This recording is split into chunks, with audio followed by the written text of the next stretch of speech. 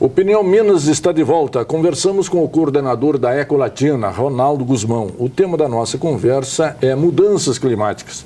Nós, no primeiro bloco, fizemos uma avaliação crítica das várias edições da Ecolatina, que é exatamente a Conferência Latino-Americana sobre Meio Ambiente e Responsabilidade Social, que tem sido desenvolvida aqui em Minas, em promoção conjunta dos 3 agentes do desenvolvimento: o Estado, as empresas e a sociedade civil. Já deixamos também no ar a pergunta do segundo bloco, que era exatamente quem pagará e como será dividida a dívida com relação ao passivo ambiental. Os países hoje desenvolvidos destruíram mais o meio ambiente para se desenvolver e os países em desenvolvimento gostariam de desenvolver-se antes exatamente de enfrentar esse passivo ambiental. Qual a disposição do governo brasileiro de exatamente dar a sua contribuição, de um lado, sem abrir mão do desenvolvimento, mas também em solidariedade humana e mundial, em combater o passivo ambiental? Olha, esse passivo ambiental, né, que é aquilo que nós não temos como pagar a conta, vamos dizer assim, é a nossa dívida. Com o caso específico das mudanças climáticas, elas são dívida desde a Revolução Industrial. Sim. Né, a Revolução Industrial que causou isso, né, a produção dos gases de efeito estufa. Então, não adianta achar que amanhã vai melhorar isso, porque não vai. Mesmo se a gente zerasse as emissões de gases de efeito estufa, amanhã continua o clima do jeito que está. Esse é um processo de longo e médio prazo. Com relação a esse passivo, os países desenvolvidos, né, principalmente a Europa, Japão e Estados Unidos, é que tem uma grande dívida com a humanidade, porque foram eles que geraram esse passivo ambiental. Agora, trazendo a miúdos, nós estamos no mesmo barco. Claro. Diria que os Estados Unidos, a Europa e o Japão estão de primeira classe. Sim. E nós, brasileiros, estamos de segunda ou terceira classe e os países da África, infelizmente, lá remando na última classe. Mas o barco é o mesmo, todos vamos morrer se não fizermos alguma coisa. Ou mais cedo ou mais tarde, né, terá um fim. Então, o que nós queremos é que todos temos que ser responsáveis por isso. E o Brasil tem uma responsabilidade e um modelo que tem que ser feito. Isto é, os Estados Unidos não assinaram o protocolo de Kyoto, a gente fica muito preso aos Estados Unidos não assinaram o protocolo de Kyoto. Não adianta ficar preso a isso. Eles têm uma dívida, eles vão pagar de alguma maneira essa dívida deles. Isto é, para as indústrias americanas se modernizarem, se tirarem emissões de gases de efeito estufa, elas têm que fazer um investimento grande. E tem que ser feito e vai ser feito em algum momento. O Brasil não. O Brasil não tem essa dívida tamanha. A dívida maior do Brasil é desmatamento e queimadas. Pois é. É uma ação policial, no primeiro momento, é de Estado estar presente, é uma ação educativa de sensibilização. Não é tanto investimento, não é uma coisa impossível. Tanto que, com poucas ações do governo federal, o índice de desmatamento da Amazônia caiu drasticamente. Eu acho nos últimos 2 anos. Nos últimos 2 anos. Você vê que existe, se tiver uma vontade política, recurso existe. Perfeito. Poderia-se pensar num pacto para salvar a Amazônia ou mesmo numa moratória de congelamento de derrubadas de novas florestas? A nossa opinião... uma utopia impossível? Não, eu acho que as utopias, nós temos que ser utópicos, senão não teremos jamais uma sociedade solidária. Claro. E o nosso objetivo é esse. A Amazônia, é possível salvar a Amazônia vale muito mais em pé do que derrubado. Não tem sentido na expansão da soja na Amazônia, a expansão da agropecuária na Amazônia. Agora, ao mesmo tempo, nós temos que oferecer a esses povos brasileiros, nós estamos falando de 20 milhões de pessoas que vivem na região amazônica, que têm que sobreviver dignamente. Então, nós, brasileiros, o resto dos brasileiros, depois do mundo, temos que pagar para esses povos que estão lá prestando serviços ambientais. O que são serviços ambientais? A ONU também reuniu há alguns anos atrás mais de 1.800 cientistas para discutir os ecossistemas. E desses ecossistemas nós temos 24 serviços ambientais. Vou dar só um serviço ambiental: água potável, água doce potável. É um serviço do meio ambiente. Se não tiver água doce potável, não existe um homem. Claro. Então, como que nós vamos artificialmente produzir isso? É uma coisa muito cara e quase que impossível para 9 bilhões de habitantes que, né, nos próximos anos teremos. Então, nós temos aqui desenvolver, sim, a Amazônia tem que ter uma moratória, nós não podemos continuar derrubando a floresta amazônica, mesmo porque as chuvas daqui do Sudeste, da região Sul, elas são formadas na região amazônica. Claro. E a região amazônica é uma região onde ela tempera o clima, ela modera o clima. Sim. Então, ela mais do que importante nesse momento de mudança climática. Perfeito. O Brasil tem uma pretensão de ser uma grande liderança mundial. Em que medida nós poderíamos exatamente usar a questão ambiental para projetar o Brasil num cenário internacional, dando um exemplo aqui generoso a partir da preservação da nossa floresta amazônica, uma contribuição para a humanidade, claro, e para nós também no nosso desenvolvimento. Isso seria possível? É possível, perfeitamente possível. Preservação da floresta amazônica e de outros ecossistemas muito importantes, como o Pantanal, a região do Cerrado. Nós estamos falando muito da Amazônia, do Cerrado e do Pantanal, e estamos esquecendo do nosso Cerrado. Claro. Nosso Cerrado já não tem, já está praticamente 20%, 30% do Cerrado original que existia. Nem falar da Mata Atlântica. E nem a Mata Atlântica que nós temos hoje, né, todo do sul ao norte do país, hoje tem 7% do que existiu quando o Cabral chegou aqui. Então nós estamos falando de destruição absurda.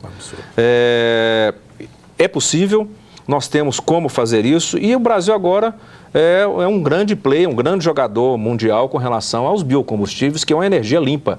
Sim. Agora, nós temos que fazer o dever de casa. Nós não podemos deixar que o Brasil vire um imenso canavial. E, ao mesmo tempo, nós temos que preservar a nossa riqueza. Isto é, nenhum país é rico exportando commodities, como o governo brasileiro quer e como algumas empresas brasileiras querem. O que é commodity? É minério de ferro, é cana-de-açúcar.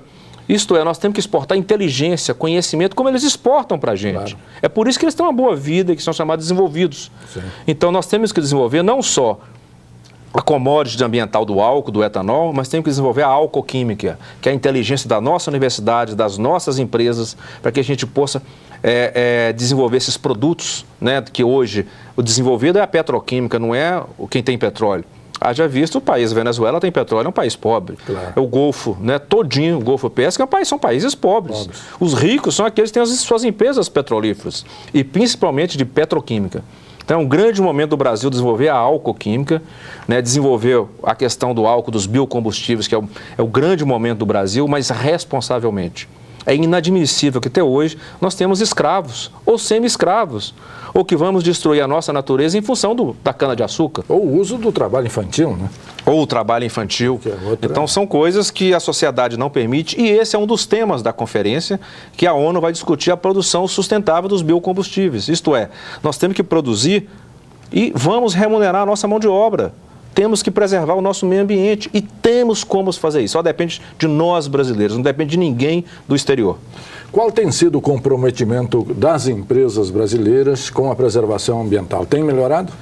Tem melhorado. A cada dia que a população fica mais consciente, né? E tem uma pesquisa da Market Analyze, fez uma pesquisa em todo o mundo, né? E no Brasil, a empresa que faz aqui, né, em Porto Alegre, e justamente que está criando um consumidor consciente. Sim. Então, você tem, como nós falamos no início do pilar da sustentabilidade e desenvolvimento sustentável, a sociedade vai exigir regras e leis do poder público para que as empresas não poluam. Claro. Como hoje é inadmissível desperdiçar água, o resíduo sólido, produzir lixo e largar o poluir. Sim. Então, a sociedade vai exigir isso. As empresas vão ter que cumprir. E tem empresas que já estão na frente, elas já estão se precavendo com relação a isso. Vamos dizer, uma empresa que é intensivo de energia, que é a indústria de alumínio. O presidente de uma das grandes, maiores empresas de alumínio, que é brasileiro, já falou que ele já está se antecipando à neutralização do carbono, isto é, a empresa vai produzir e não vai gerar nada de gases de efeito estufa. Isso já é ultra importante, é uma decisão empresarial importante e as empresas têm que estar junto. Nós não temos que ser contra as empresas. Nós temos sim que ser contra as más empresas, aquelas que poluem, a sociedade tem que, né, tirar essas empresas do mercado. Então, tem algo interessante, que as empresas têm que ter licenciamento ambiental. Isto é, o governo autoriza a empresa a funcionar. Agora as empresas têm que ter autorização da sociedade para funcionar. Ninguém no seu bairro admite uma empresa poluidora. Sim. Quantas empresas de cimento foram fechadas em Minas Gerais? Tiveram que trocar, colocar chaminé, e chegou ao ponto de fechar realmente. Então a sociedade não exige, não admite mais empresas poluidoras. Eu acho que elas vão fazer a sua parte, sim. E no campo da pesquisa da energia renovável, o Brasil também tem crescido nisso? Essa é a parte dos biocombustíveis. O Brasil ainda é muito atrasado com relação ao uso da energia solar. Veja você, a energia elétrica é a energia mais nobre que existe.